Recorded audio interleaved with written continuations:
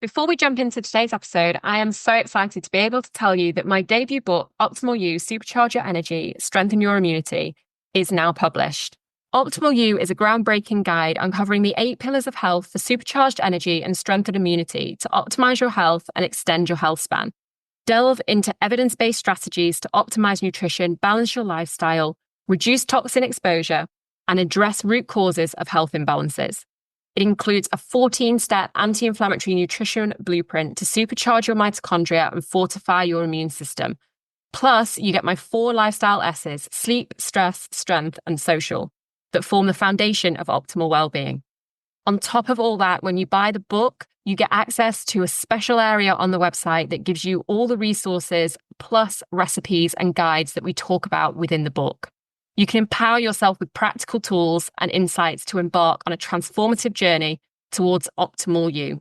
Head over to optimalyoubook.com to get your copy now, or you can get your copy from Amazon worldwide or your local bookstore. When you've got your copy, don't forget to share on social media, tag me in it at good_health, GOODE, and use the hashtag OptimalYouBook.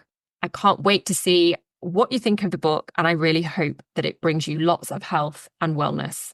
Now let's head to today's episode. Welcome to the Good Health Podcast. I'm your host, Nicole Good, a certified functional medicine practitioner, registered nutritionist, and author. In this podcast, we delve into the world of energy and immune health and wellness with positivity, from optimal health and energy to stress and burnout, right through to immune conditions such as thyroid and autoimmune disease. We deep dive into functional medicine, nutritional medicine, and lifestyle medicine, as well as the personal stories of our amazing guests, from Olympians to famous faces and guest experts from all different parts of the health and wellness world. It's time to stop letting your health hold you back and become the optimal version of you. Don't forget to come and join the conversation on Instagram at good_health, that's GOODE, or visit the website nicolegoodhealth.com to find out more. Welcome to today's episode of the Good Health Podcast. I am Nicole Good. I am your host. I'm a certified functional medicine practitioner and a registered nutritionist.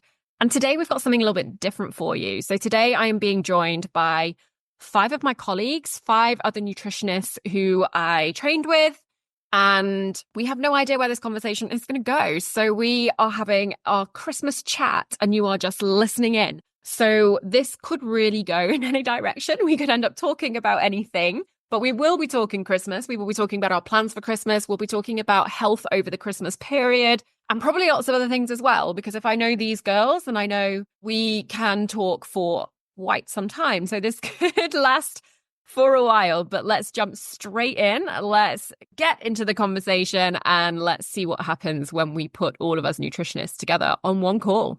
Okay, so today on the Good Health Podcast, we're doing something a little bit different. We've got a group of us nutritionists and we all actually train together and we are talking Christmas and all the things, the healthy things or the not so healthy things that we're going to be doing over the Christmas holidays. So I think we'll start off with, so everybody knows who they're listening to, let's all just sort of introduce ourselves. Hopefully you guys already know me. So I'm Nicole, I'm your host. I'm a certified functional medicine practitioner and a registered nutritional therapist, and I specialize in immune health and optimal health and energy. Monica, why don't we start with you? So I am 46. I'm a mum. I've got 3 kids and I'm a generalist. So I try to work with all people from all different backgrounds. And I work in a medical center with some GPs. So they often refer to me when cases are actually quite complicated for them to deal with. So that's quite exciting. And I've got a team behind me who I can also obviously refer back to when I need it. So yeah, that's pretty much me in a nutshell. Brilliant. Natasha, what about you? Hi, I'm Natasha. I'm also a registered nutritional therapist and I specialize in fertility.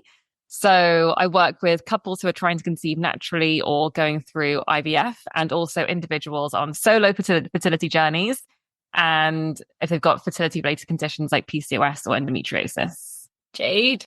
Hi, I'm Jade. Obviously I trained with you guys. So I'm also a registered nutritional therapist. My business is called the Holistic Health Method. And I am also a bit like Monica, a generalist, but I'm more focused on women's health. I do have some men in my clinic, but largely it's women's health. And my approach is very much a kind of nature has the answers approach, very holistic, actually only about 40% nutrition, largely lifestyle, mind, body, soul kind of approach. Amazing. Jilly, what about you? Hey, I'm Gillian. I opened my Bertram clinic when we graduated. I decided to go into cancer support since I've been through my own cancer journey. So it feels like the really right place for me to be supporting people on their journeys. The people that are listening probably already know you because we've already done an episode as well on cancer sort of journey with nutrition. So that was really nice. Yeah. And just, yeah, cool to be here today with all you gals who I haven't seen in so long. I know, it's so nice. Sam, what about you? Again, people will know you as well because we've done an episode as well. Yes, we did on the tough root causes of Hindu healing. Yeah, it was a good session.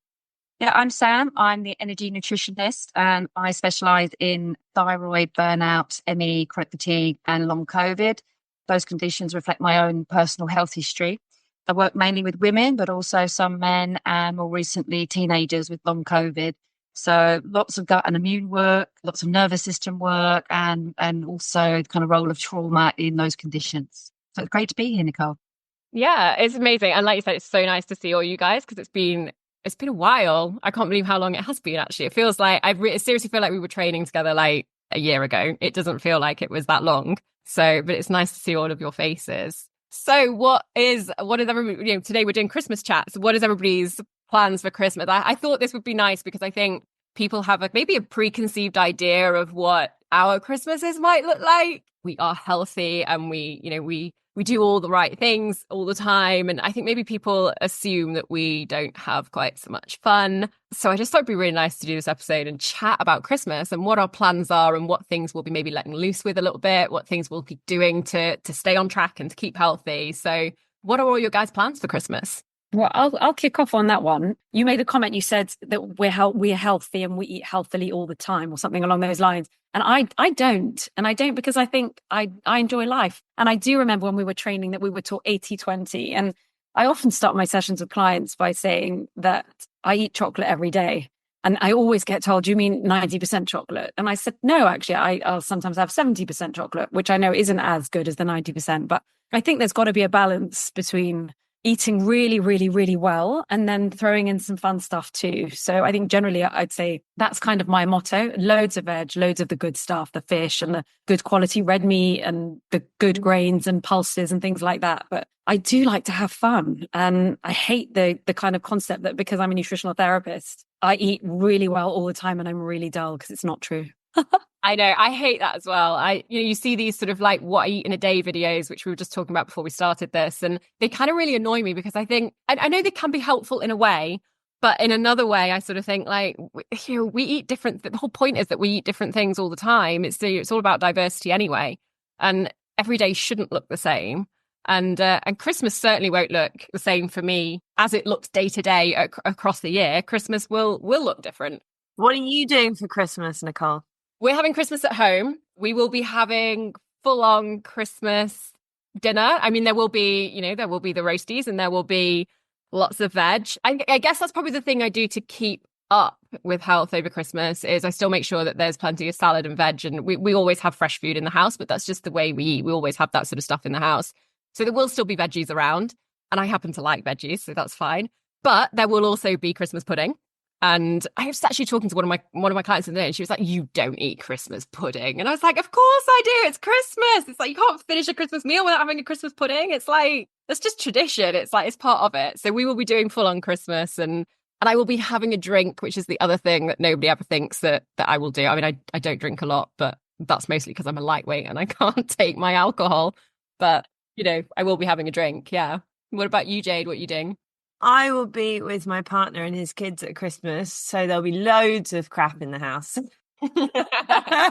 two boys under 12, and Joel's in charge of Christmas, which means that he will listen to this though, so I won't be too harsh on him.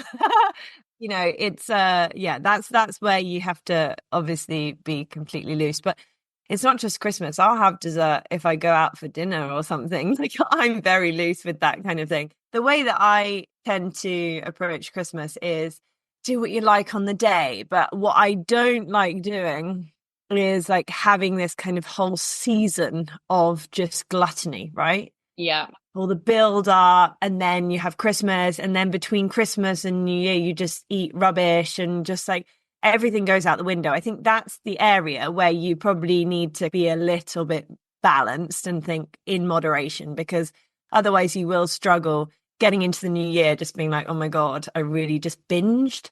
And that's obviously can be quite problematic. And the other thing that I don't really drink a lot at all. And my partner hasn't drunk all year. So because I don't really drink, it doesn't really change me in any way. And I don't, I'm not the kind of person who just absolutely loves the taste of alcohol. So I'll happily not drink all over Christmas if Joel's not drinking. And so then that's another way where you're just not overindulging. I also don't eat gluten, so I won't eat gluten over Christmas. Actually, if you can't eat gluten, you can't eat loads of stuff that the average person would put out as a spread at Christmas. I totally agree, Jade. I'm the same. The gluten used to give me really bad, constant headaches. So it does make it a lot easier to resist all those kind of platters and all the beige stuff and the deep fried stuff. Yeah, I think it's interesting, isn't it? I think it's the sweet things, I think, isn't it, that maybe creep their way back in. I think for me, the other things that I sort of focus on, and I probably talk to clients about focusing on as well, is the other things that you can do. Like, we all know they're going to go off and people are going to eat a bit more over Christmas and things like that. I love what you said, Jade, about like not making it a whole season of gluttony, which I think is right. Like we try not to get things in the house too early, because they will just disappear and we'll have to buy more. So like try not to get them in too early, and then they are just sort of for Christmas. But the other thing I sort of focus on, I think, as well, is the things that you can do that don't take away from enjoying Christmas, like going for nice walks in the country and getting outside, all of those lifestyle things that you can actually do. They don't take away from the fun of Christmas. If anything, they add to the fun of Christmas, but they are still getting some of those healthy things in there. Lots of rest as well and sleep. It's that sort of time of year where we're all a bit exhausted by the time we get to Christmas. I mean, I know I'm very much looking forward to the time off this year. So I think there's a lot of this stuff, those sort of things that we can do as well that just don't take away from the fun at all. And also encouraging not just go and just buy everything pre-made. Like the whole point of Christmas is, making it all, right? So if you're going to make a dessert, make it yourself and put love and effort into it. Or if you're going to make a gingerbread house with your kids, make that a lovely festive activity. And I always think that once you've put that effort in, like that's what food's about, right? It's about joy, it's about love, it's about soul. It's not just about nutrients. And this is a time of the year when actually, yeah, you can indulge a bit, but ultimately, if you're really happy and you're really enjoying yourself, it's not going to have anywhere near as much of a negative impact on the body as if you're just doing that day in, day out in your normal life. I think Christmas gets a pretty unfair rep sometimes about how unhealthy it is, because there are actually so many things that are healthy about the Christmas season. So, for example, I mean, lots of the food that's made on Christmas Day, especially if it's homemade, as Jay just says, is actually really healthy. Really good sources of protein, especially if you can afford good quality protein, loads of different veggies. I know in the US for Thanksgiving, sometimes they deep fry their turkeys, but over here, that's not so much of a thing. But also the connection, the rest. And interestingly, around this time of year is actually the most common time to conceive. So even though there are all these, potentially unhealthy behaviors going on that people think of, actually, it's the most common time to conceive.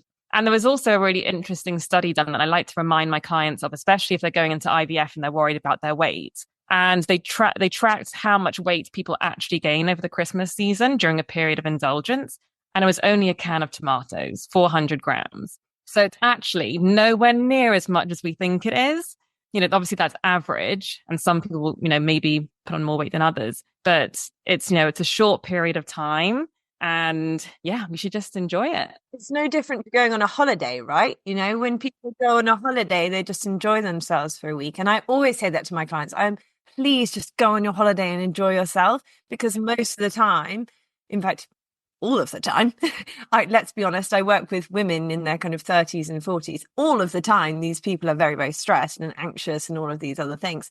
So actually just enjoying themselves is what's important. If they have all of these restrictions, then they're going to continue to feel this stress and anxiety through the whole period. And then, they're much more likely to remain in this kind of inflamed stress state.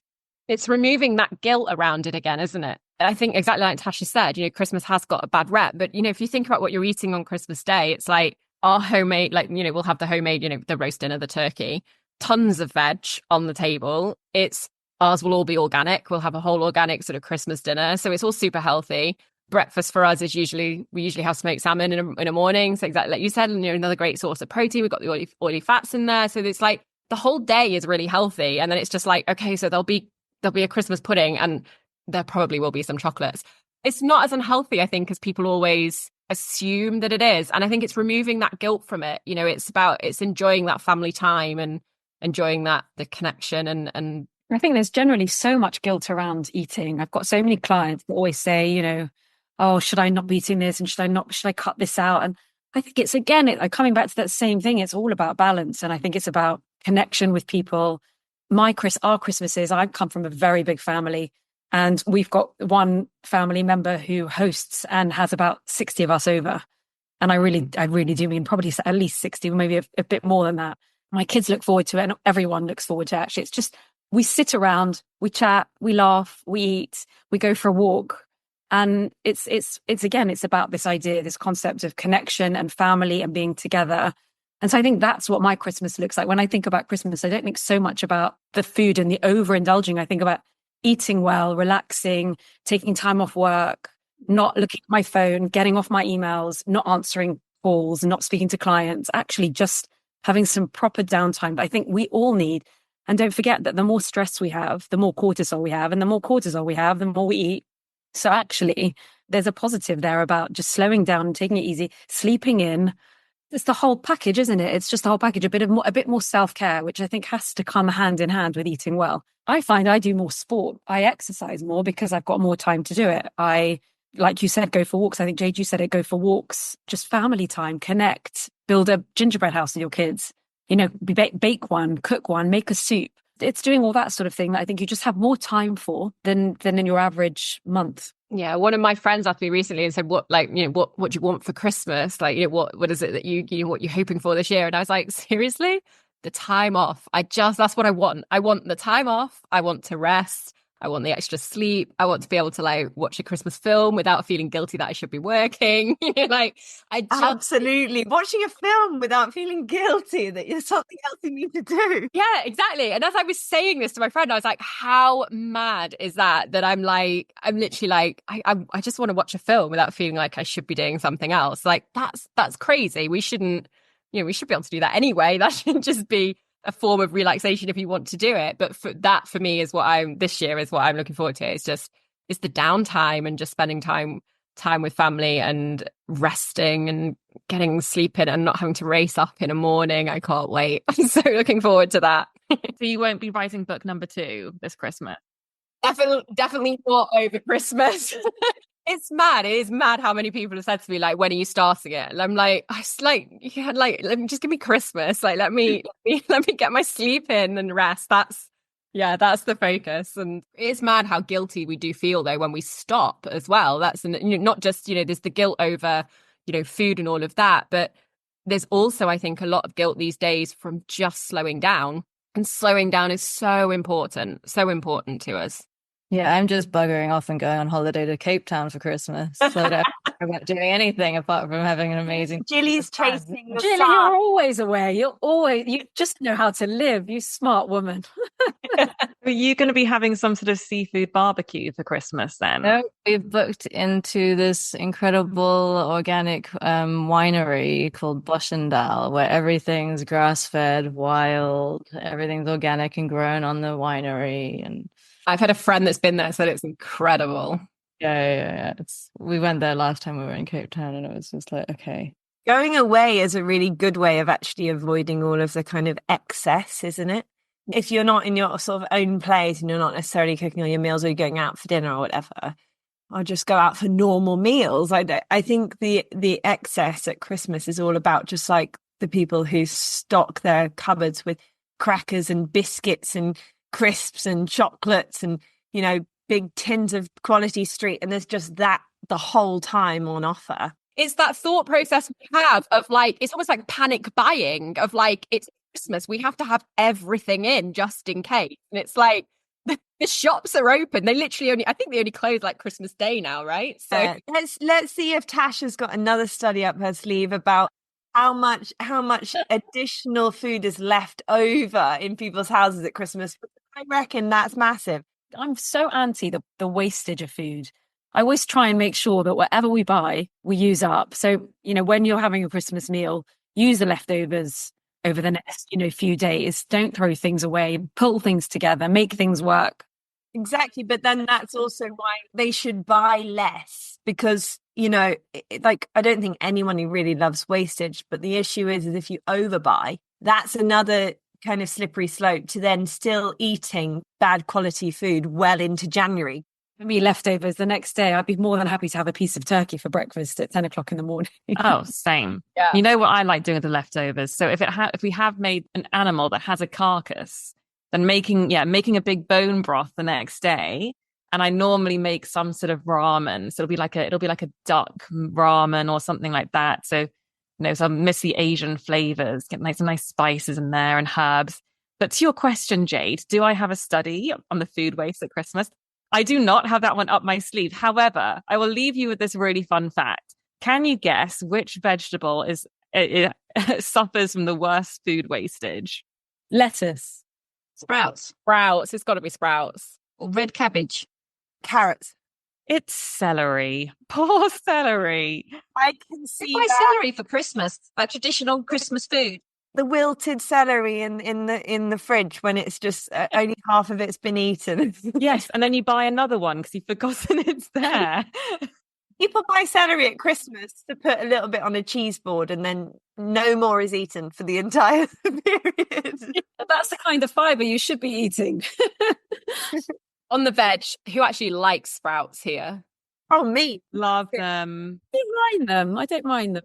I hate them. I really just don't like sprouts. Have you tried, Nicole, doing them, like pan frying them with a bit of like chorizo? I have tried them every way. I just do not like them. Really thinly sliced. Roasted? No. What about as a slaw? No. I will not be having sprouts on my Christmas dinner. If you sort of move past Christmas, what will you be doing over the holidays as you get past Christmas, moving into, New Year? Between Christmas and New Year, my husband and I tend not to buy gifts for each other, maybe something small, but otherwise you end up spending lots of money on stuff that you don't really need. We usually go away somewhere for the evening.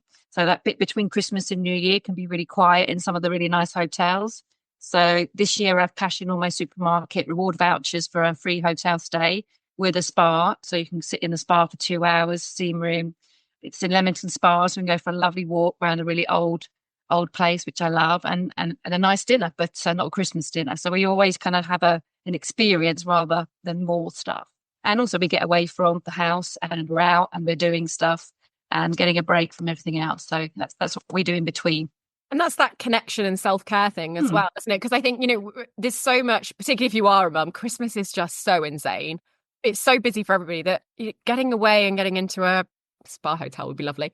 But, that sort of thing, and just having that people looking after you, I think as well, that's part of that rest. Yeah, not cooking. Not cooking. Yeah, it's nice. I think that's a really nice thing to do. Yeah. And my daughter's 17. Well, she's nearly 18 now. So she's off with her friends and her boyfriend. So yeah, got my presents. I'm going out now. Bye. That feels like the quiet time, doesn't it? That's the time when I start to feel the most guilty about not doing work. Because I start thinking, because being in our profession, January is obviously a really busy time. So there's often stuff that you're like, oh, I need to be preparing that thing that I'm, pushing out at the beginning of January or whatever. But we don't have the boys from Boxing Day. So that's our quality time then up to New Year. We've been thinking about going to Ireland. We probably won't because we haven't booked it yet. Yeah, I'm definitely taking the time off work. No social media. I've done that for the past few years and it's glorious. And then we're going to be up north with my partner's family for Christmas near Blackpool, which is an hour's drive from the Lake District. We always go to the Lake District as well. Hopefully we'll be blessed with some good weather because then it's always the best place in the world. Just getting out into nature, clean air and properly switching off. And then I'm really cringe, but every year I like to do a personal annual review. and review the goals I set the previous year, set the goals for the next year. And this is like personal goals, work goals, relationship goals, etc. Wow, Tash, wow. You can have my template if you like. No, thank you. Do you have a spreadsheet, Natasha? Yeah, got a spreadsheet, different tab for each year. I think that Nicole and Natasha are kindred spirits. Oh, I have a spreadsheet for everything. Although I have to say, I do love a spreadsheet. In fact, I've got so many of them. I probably don't even know where half of them are. But I'm actually not very good at the goal setting thing. In business, I will plan and I will have sort of business plan, business goals, like things that are happening, like that I want to do in the first quarter. A bit like Jade said, January coming up, it gets to that after Christmas and I start to get a bit like itchy feet. Should I be working? And I'm not going to do it this year. I'm going to make sure that I switch off until I am back at work in January, just because it's been such a busy year this year. But I'm good at doing it with business. I'm not good at doing it from a personal standpoint. I'm not good at setting those personal goals. So maybe I do need to learn from Natasha and do some of that this year. But who else sets goals? Does anybody set goals? Holiday bookings, yeah. Holiday booking. Holiday. Looking at next Christmas, that's the key. Getting through the year in one piece. I like fitness goals. I tend to try and stick to certain amounts of fitness that I do. I think that makes me feel really good. I think it's very good for my mental health and my physical health. So I find I'm the opposite. If I set that, if I get to like New Year and I go, oh, I'm going to do Pilates 3 times a week and I'm going to run, I don't do it. Not in business. If I set a business goal, it's really random. Business goal, I will stick to the deadline. It will be done. It will be on all the spreadsheets. I'm like super organized.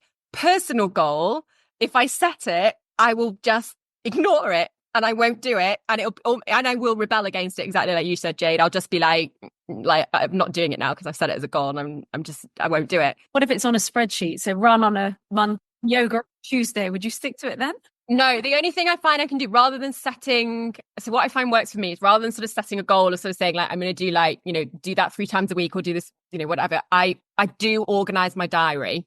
So that's the thing that I find works for me. It's rather than having like a sort of a goal that is a bit more, I guess, of like a kind of longer term goal of you're going to do this, so many times every single week. I do sit down at New Year, and I love doing this. I sit down at New Year, I get my new diary out. I'm still a paper diary girl because I love paper and pen. And I will plan out sort of the first weeks of the year. And then those sort of things like, exercise and go in the diary. So I do block out time for them, but it's less sort of structured in the sense of 3 times a week. It will just be like, I'm going to do that on that day and do this and this. So it goes in the diary, but it's not so much of a goal. Because if I set it as a goal, I will rebel. So I think so long as you make time for it, I don't know, or it doesn't have to be exercise, whatever it is for your mental health. I think it's got to go hand in hand with the diet and it's lifestyle, isn't it? It's self-care, looking after yourself. So that just happens to be my way of switching off and relaxing because I do a lot of yoga. That for me is a very much a mental and physical downtime, switching off and relaxing, but it's also good for me. I find it really, really good for me. I can't sit on a computer and see clients all day or sit on a computer and work all day. I find that really quite depressing. And I try to take time out to do things for myself. And I generally try to advise my clients to do the same. And I think the other thing is as well, when people do that and they can see the benefit of it, it then becomes easier to stick to it. And I'm totally with you on the exercise and yoga and Pilates, Monica. I actually went to a Pilates class today before this session, so I've been very smug today. But that was impossible for me 2 years ago. And it was only because my yoga studio in the summer did £100, 3 classes a week for a month. Thought, great, I'm going on holiday, I'm going to spend the money, I'm going to make sure I book them in my diary. As well as the physical side of it, what I was really surprised about is how much it improved my sleep and my headaches, which are often very stress related. So when I got back from holiday, I actually went from just doing the pay as you go and actually did a membership. So now I like you mentioned, it's in the diary. So Monday and Tuesday, I might get one in the day just to break up the day. Because now I come back and sit with you guys and I've got some client prep to do after this, but it's breaking up that 8-hour slot. And a couple at the weekend, a nice relaxing, restorative, in the dark, cuddling the cushions and a bit of Pilates as well. So, but it's only because I had that benefit of that intense 4 weeks and I actually felt the difference that it gave me the encouragement to carry on.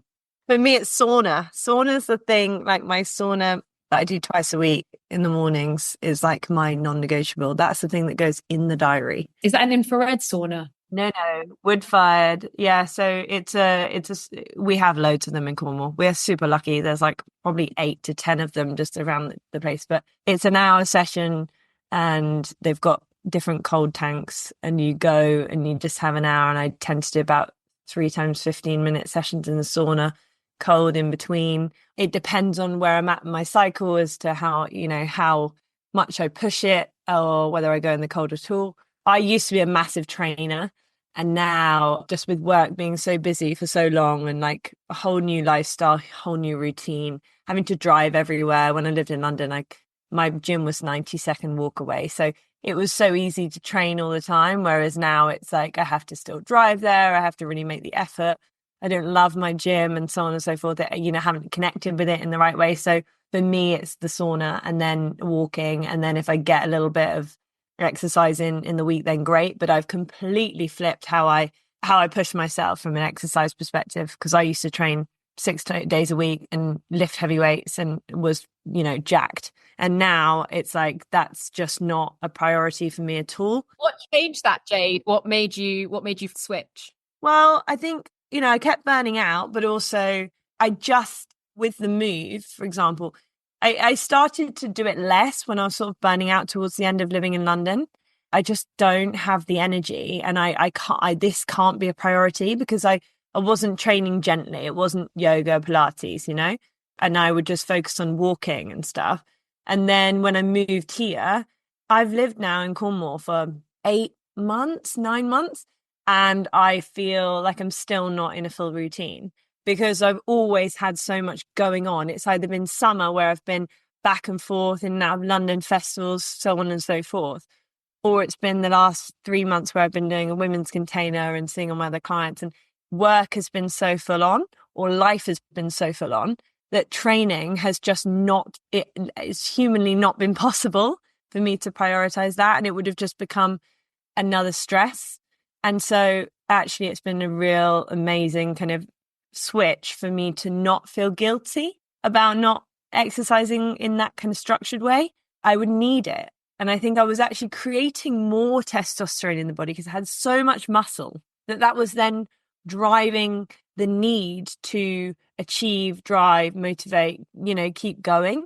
This like anger as well. You would get frustrated if you weren't training. And I don't feel that anymore, because clearly like the whole body is like rebalanced and it's not a problem. But I think there's a bit to be said for that. When people train a lot, they have more testosterone pumping around, which generally can make them a bit more like ragey or get frustrated quite easily if they slip out, because it's a very kind of masculine practice.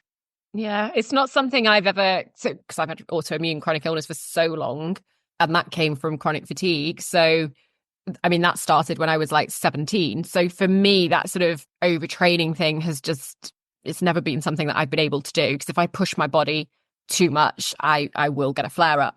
So for me, it's always been about gentle stuff anyway.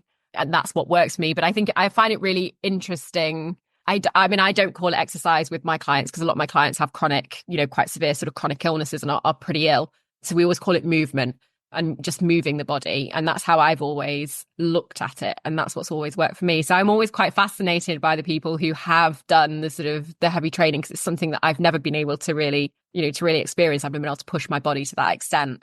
And I think we go through times of life as well where, not for me, because I've never been able to do it, but for the average person to go through that, you do go through times in life as well where I think training heavily really works for you. And then maybe you go through a period where it's not working for you and you have to switch and find those more gentle solutions. And yeah. Sometimes when I go to the gym and I do like a strength session, I feel great. Like, it's not that I won't now do it, but actually the only thing that really pulls me to the gym now is like a Pilates class. Yeah, it's sort of the opposite. And I think I'm lucky because I'm naturally very muscular. So I think because I trained for 12, 13 years consistently, I am very muscly. So it's not like I just lose all my physique if I'm not sort of training, but instead I'm all about like dancing and doing all of that kind of stuff now. I think also as you get older, your needs change, your body changes. And as Jade said, with your health, I was unwell, very unwell for 2 years, and I couldn't do anything. And so I've come off the back of that. So I feel very alive to be able to move my body again. But I am very mindful of this is the body I have for the next 40 years. And I don't need to be running a marathon, and I don't need to be doing a yoga session where I'm standing on my head for an hour. I think there's a lot more self-care. And I think Sam mentioned doing classes in the evening where you've got a cushion in between your legs and you're relaxing. And there's so much to be said for doing a yoga class, a yin class like that, where you're just breathing and you're relaxing and you're letting go. So for me, it's, I think it's about balance and what you need in that particular moment or time in your life. And it might change. And like I said, for me, I used to be very sporty. Then I was ill for a couple of years. I couldn't do anything at all. A gentle walk was pretty much all I can manage. And then this summer I've started running again and doing, sometimes quite long runs again, 10K, but that's enough for me. I'll have a top end and I'll say, okay, it's enough. You don't need to keep pushing. And if I don't feel it and I want to go to a yoga class and lie down with a cushion in between my legs, then that's what I'm going to do, because that's what my body needs. And that's what I've learned as well. I think that intuition is like the expectations of society and social media and all of this other stuff means that people get really disconnected with what they actually need in their body at any one time. And I guess what all of us practice is trying to help our clients reconnect with their body, right? And not compare. Like, one of my biggest pet peeves is when somebody goes, but in comparison to everyone else, I don't want to hear it. I don't compare, and don't ever compare yourself to other people, because we're all bio-individual and we can only compare ourselves to ourselves. But at the same time, let's not get obsessive over that, because then you keep pushing yourself and you go, oh, I used to be like this, so I need to still be like this, kind of thing. Yeah, that's what I see a lot. I mean, particularly around fertility. To be honest, most people I see are over-exercising. Most women I see are over-exercising and very low body fat, with a very low body fat percentage, which is not optimal for fertility at all. And often that makes their cycles irregular, or they skip their periods entirely. I think it kind of also comes back to the conversation you were saying earlier, Monica, around sort of just slowing down in general. People see that as such a threat these days. And I think that might be why so many people conceive over Christmas, because finally they just slow down and they've got that whole week betwixt Christmas and New Year. Betwixtmas.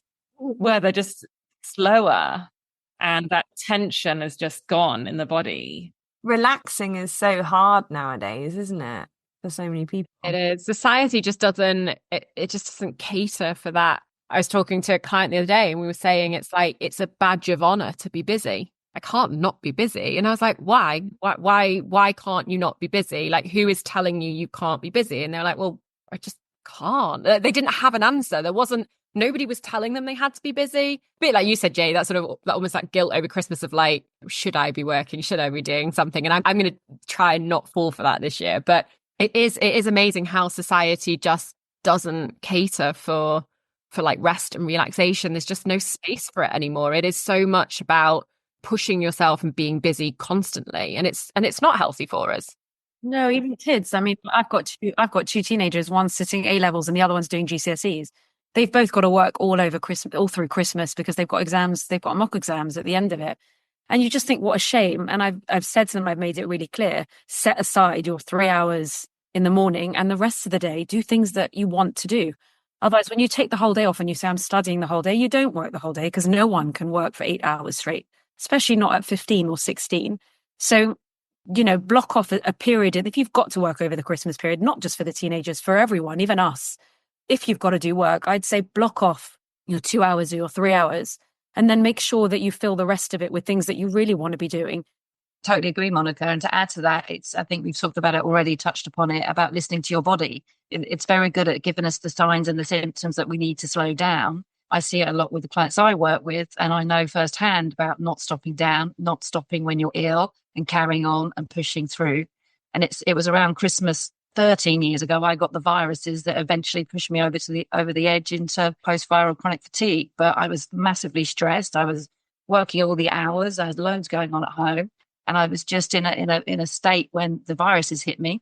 And yeah, it took a very, very long time to recover. So I'm very passionate about spreading that message that we've all been talking about. Listen to your body, make time for the things you want to do.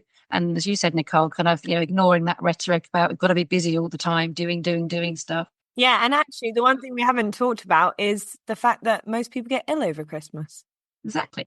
I was ill last Christmas and it was purely because I had working right up till Christmas and then I stopped and then I got ill. And it's like, it's a bit like when you go on holiday and you get cold and you're like, I'm in a hot country. Like, why have I picked a cold up?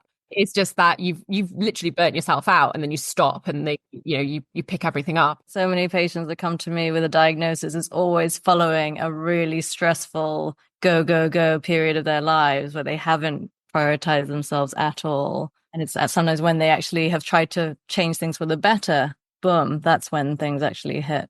Well, that's the reminder we all need then. The cheerful reminder for Christmas. But yeah, I think it is all of these things that we're talking about that you can do over Christmas. I think the really important message that these are things that we really should be taking forwards, not just for Christmas. You could start them at Christmas, but try and filter them in ongoing through the year, whether you want to have a spreadsheet of them like Natasha, or whether you want to put them in a diary like me, or whether you just want to like wing it like some of you, but it is just like Jade. I'm the queen of winging it, trust me. Whichever way you want to do it, maybe like find something that you introduce at Christmas and like try and keep that going through the year. I think that's a really important message. I found for me, I've noticed recently, reading for me has always been my relaxation. I have always loved reading books. Books are just a huge part of my life.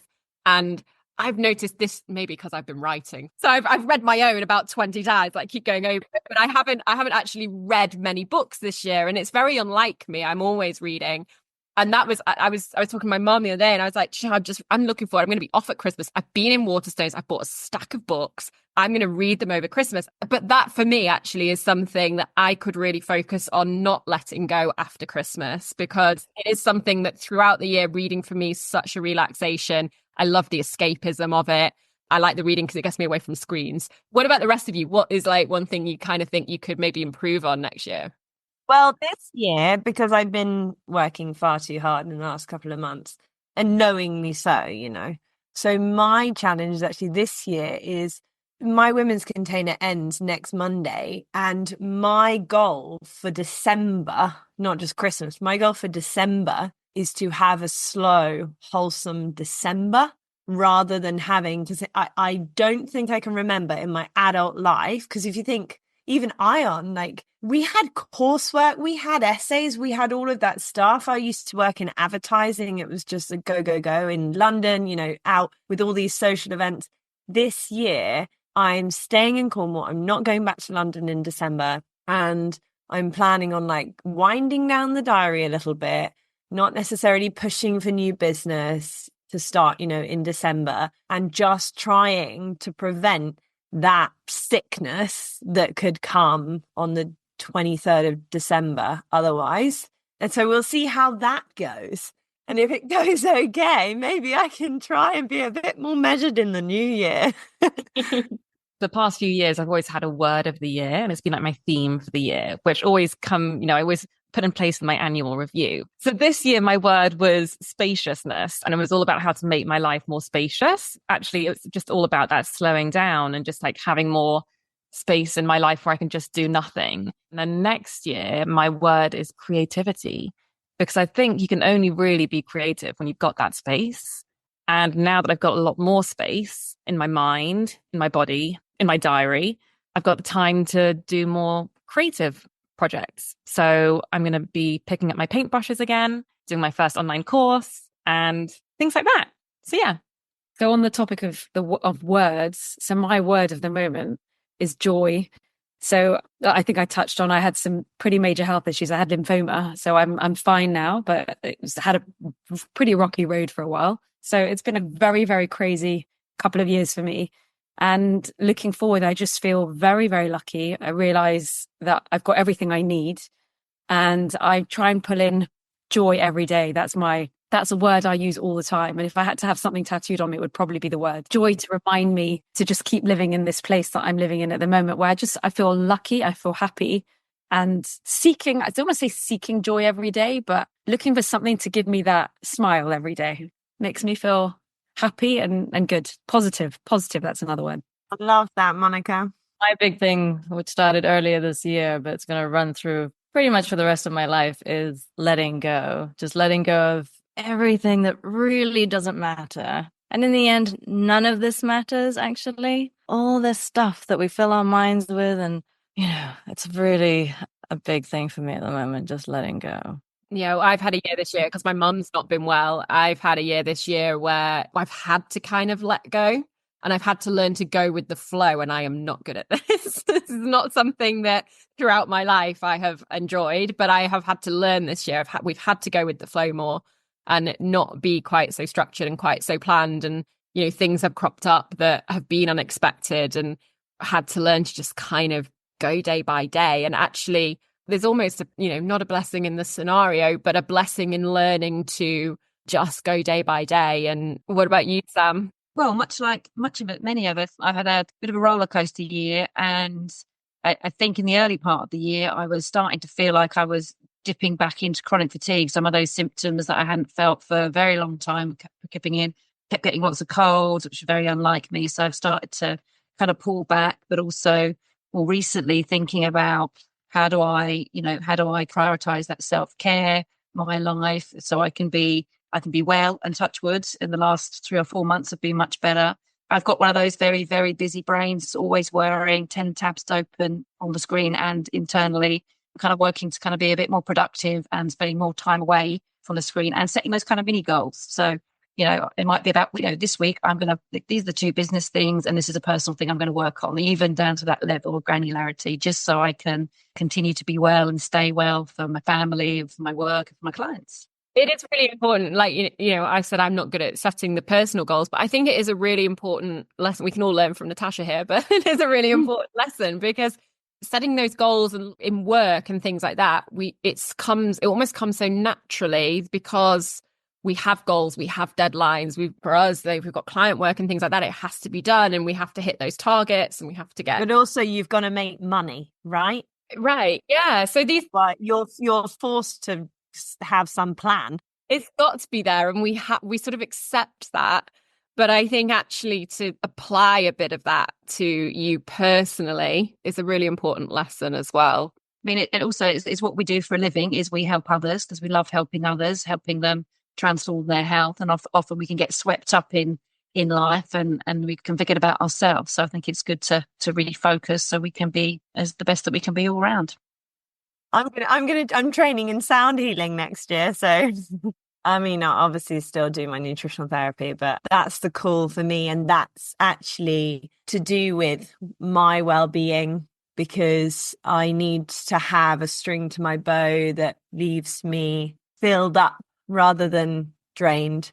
Yeah. And being able to give to people in a way that doesn't need me to know everything about them and need to give them all the tools to fix them. Yeah, I think people underestimate how hard it is, how much space you have to give when you are helping other people. I think it's something that is, underestimated when you go into this industry. It takes a lot out of you. I know all of you on this call. I know all of you care about the people that you work with. And when you care, you have to, you give a lot. You give a lot of yourself to do your best for them. And that takes a lot out of you. And the first person the self-care goes for is yourself. Yeah, it's an energy exchange. Everything in life is an energy exchange. But if you're giving energy to someone who really needs it, it's very, very difficult not to give too much, because, they are coming to you in need. Yeah, that's the thing that I found the most intuitively. So I guess I'm going to take on all of Tasha's life coaching tips. I'm going to come up with a word, seeing how that ends up permeating through the work that I do next year. And through 2025. Yeah, that's something that can go through the whole year again, which is lovely. Huge. Yeah. This is the thing. Once I'm a sound healer, I can do all the retreats and the in-person stuff. And that's the thing that really, really lights me up. So yeah, that's the thing that definitely needs to change now in my business. I think that's really important as well, is something that I talk about this in the book, having that sense of purpose and doing something that really does lift you and light you up, whether that is in work or in just something you do in life. But having something that really lifts you and lights you up, I think, is so important. Yeah, Zach Bush, his latest bomb that he dropped is basically around the fact that, everyone thought that love was like the highest frequency, right? But actually, apparently, authenticity is like 40 times more powerful than that feeling of love. So if you're operating from a place of authenticity and you are doing, what you feel is your soul calling, that is going to be where the magic lies, and hopefully the health and all of the healing and all of that stuff comes in as well. That sounds like the word of 2025 then, authenticity. Authenticity. It's a very good one. Bring on 2025, ladies. I think that's a perfect note to leave the conversation on. It's been so great having you guys here. I've loved having this chat. It's been really nice catching up with you. And I think there's loads of little nuggets of information there that hopefully people can take forward into Christmas, but also into life generally and into 2025 and moving forwards. But yeah, it's been great chatting to you all. I hope you enjoyed today's episode of the Good Health Podcast. Do share the episode with anyone you think it may benefit and help us to spread the word on all things health and wellness by rating, liking, or subscribing to the podcast. If you want more, you can listen to more episodes on your favourite podcast app or sign up to my newsletter for my favourite tips, tricks, health advice, brands, recipes, and more at nicolegoodhealth.com/newsletter. Have a lovely week. Don't forget to hit subscribe, and I'll see you on the next episode of the Good Health Podcast.